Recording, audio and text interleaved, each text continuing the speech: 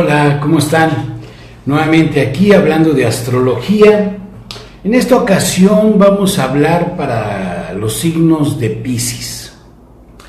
Siempre el signo de Piscis.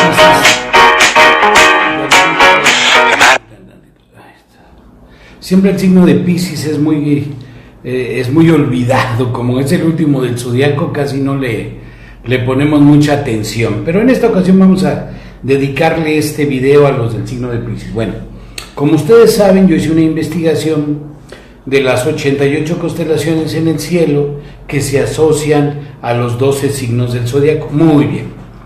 Entonces, en el cielo hay una constelación que se llama el escultor. Hay 88, una de ellas es el escultor. Y de acuerdo a mis estudios, queda en la franja de Piscis.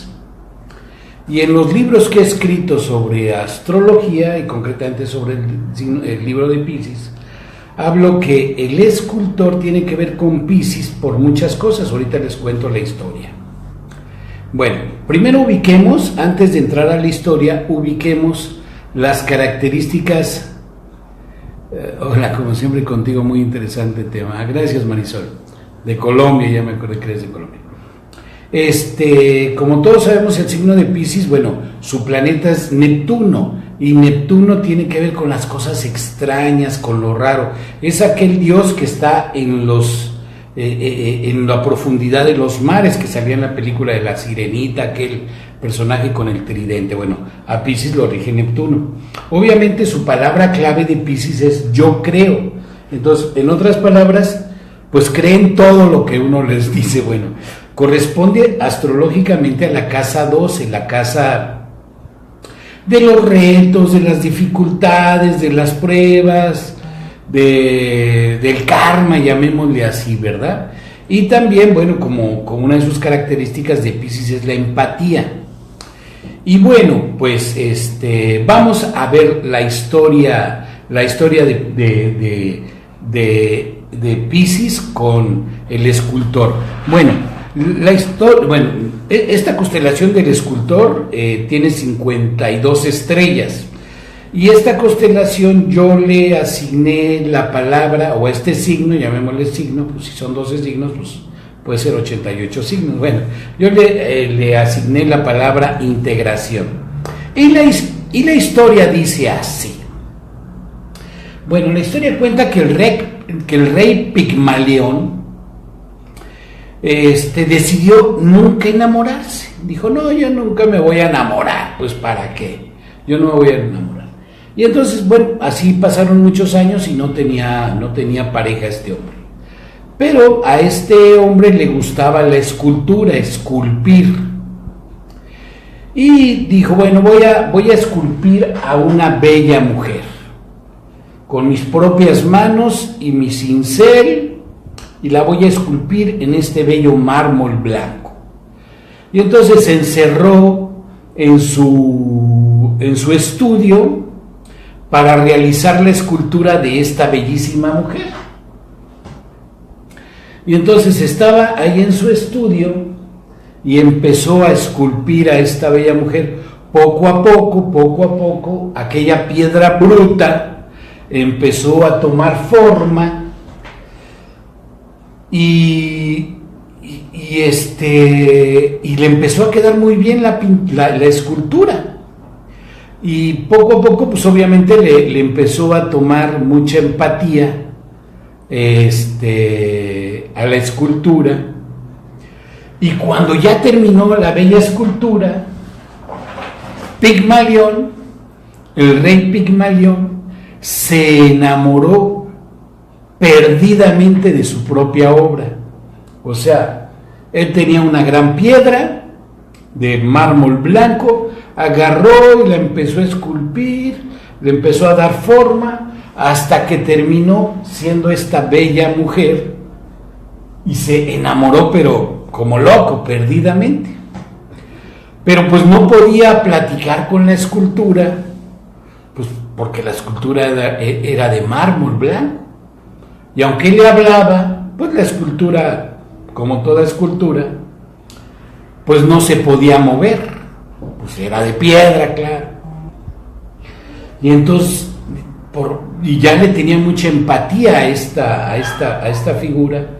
Y entonces lo que hizo el mismísimo Pigmalión, dijo: caramba, ¿cómo le puedo hacer para que tuviera vida mi obra? Para que yo la pudiera platicar con ella. Y entonces lo que hizo Pigmalión, le pidió a la diosa Venus que le diera vida. Y pues obviamente los dioses son dioses y pueden hacer lo que les plazca en gana. Y entonces, viendo que este hombre había hecho esta escultura de esta piedra y había hecho esta gran mujer, esta bella mujer, la diosa Venus le dio vida.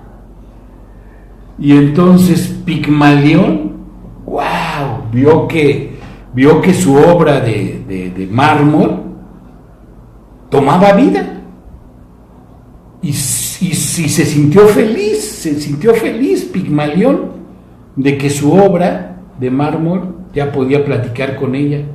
Y obviamente se enamoró de su obra. Y estuvieron mucho tiempo juntos, y eran una bella pareja, Pigmalión y su obra. Y tenían relaciones íntimas, tenían sexo con su obra, pues era su esposa, era su mujer. Pero en una de esas a este Pigmalión se le ocurrió hablar mal de la mismísima diosa Afrodita, de la diosa Venus. Y dijo: no, la diosa empezó a hablar mal de la diosa. Y la diosa dijo: qué mal agradecido es Pigmalión. Yo le di vida a ese pedazo de piedra y no lo agradece. Pues le voy a poner un gran karma. Y entonces, cuando estaba Pigmalión teniendo sexo, abrazando a esta bella obra que él había hecho, que ya había cobrado vida, a la hora que estaba abrazándola y estaba dentro de ella, tenía su pene dentro de ella, porque estaban teniendo sexo, estaban teniendo el acto del amor, en ese momento la diosa Venus la volvió a convertir en piedra. Y entonces Pigmalión estaba dentro de ella y estaba abrazándola. Y entonces quedó atrapado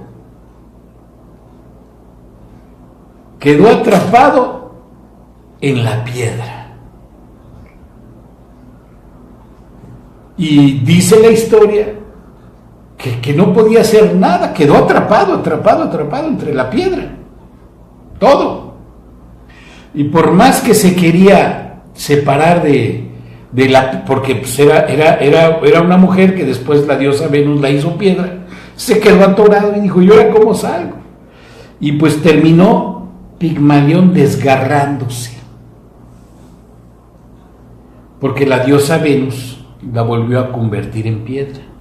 Se desgarró el pobre Pigmalión. Muy bien, pues así fue.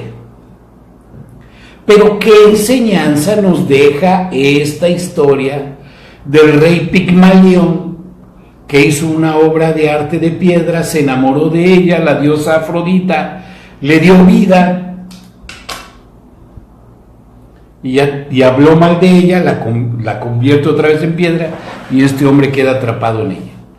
Pues aquí la historia tiene que ver mucho con Piscis. Acuérdense que Piscis tiene que ver con la casa 12, la casa del sufrimiento. Al él quedar atrapado en su misma obra, pues se desgarró sufrimiento. Y aquí vemos la contraparte, el signo de Piscis, su contraparte es Virgo, que Virgo es una mujer. Virgo es una mujer, y entonces aquí vemos la polaridad de Piscis con Virgo, con una mujer.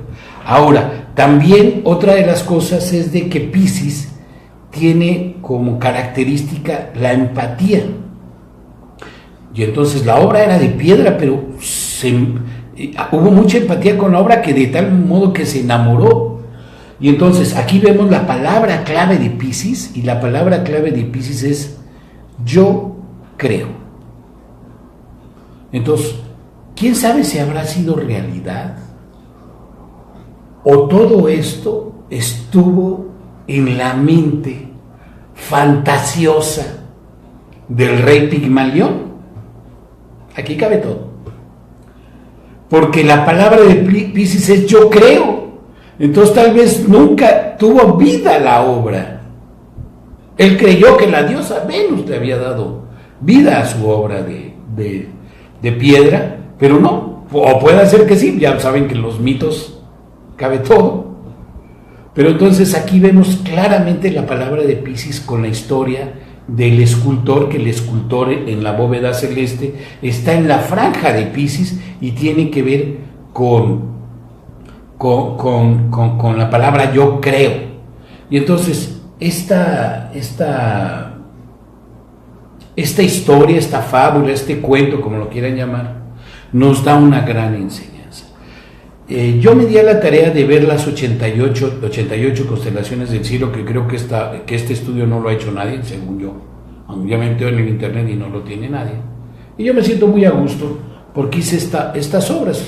Hice 12 libros, para cada uno de los libros tuvieran las historias que tienen que ver, las constelaciones que tienen que ver, obviamente, con sus mitos, con las 12 constelaciones. Y obviamente también tengo los 12 videos, las 12 historias de cada signo, que cada historia tiene pues como 6 o 7 videos como de media hora, para ver las historias de Aries con sus 7 videos. Las historias de Tauro tiene muchos mitos, muchas constelaciones, tiene 11, entonces sus 11 historias. De Géminis, así de todos los signos, muy bien. Entonces, pues esto es la historia de Pigmalión, que se enamoró de su obra. Y bueno, obviamente tiene que ver con Piscis, porque Venus, concretamente Venus, se exalta en Piscis. Entonces es el amor de Romeo y Julieta. El amor de Romeo y Julieta es un amor demasiado sublime, es un amor pisciano, que a fin de cuentas con los Capuletos y todo ese rollo no se pudo concretizar nada. Pues eso es cierto. Silvia Cortés, un saludo. Diego, ya vamos a empezar las constelaciones en unos días, constelaciones familiares. Ahí nos vemos pronto. Bueno, entonces pues esa fue la historia del rey Pigmalión y la constelación de Piscis. Mañana vamos a hablar, mañana a ver de qué hablaremos. Mañana voy a programar algo del mago, el tarot, el primer arcano de los 22 arcanos mayores. Vamos a hablar del mago, tengo ganas de hablar del mago. Muy bien.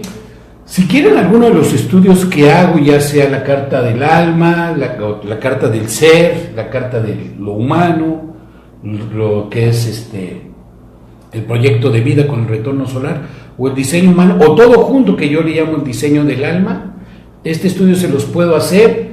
Ya saben, aquí les dejo mi face personal, mi teléfono que yo contesto, mi correo que es el personal. Y bueno, ahí está la página www.robertotrevi.com. Se pueden comunicar conmigo, y ya sea que quieran alguno de mis libros, de mis talleres o de mis consultas, quedo muy a la orden. Les mando un abrazote y ya es la hora de irse a trabajar. Chicos, ya saben la historia de Pigmalión, ahora sigue el trabajo. Pásensela bien, disfruten del trabajo y nos vemos mañana a las 2:30 como todos los días. Bye. Marina Oropesa, un saludote, Marina. Bye.